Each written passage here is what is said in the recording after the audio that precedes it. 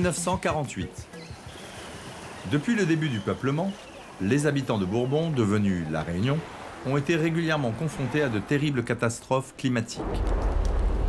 Ces coups de vent et avalas, décrits au XVIIe et XVIIIe siècle, sont devenus au fil du temps nos cyclones. Celui de 1948 reste encore gravé dans la mémoire collective du fait de sa violence et du nombre de victimes. Des vents de 300 km/h, 3 milliards de francs CFA de dégâts et surtout 165 morts. L'île semble avoir subi un véritable bombardement.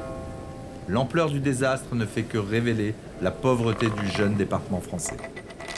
À la suite de ce cyclone hors norme, un système d'alerte est mis en place en 1950. Le suivi météorologique qui se modernise conduit en 1960 à baptiser les cyclones.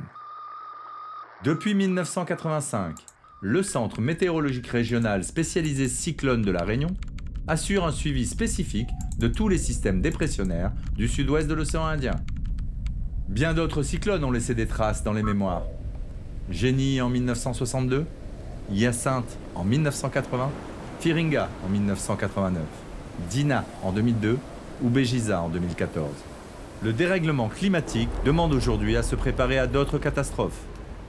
1948, cyclone 48.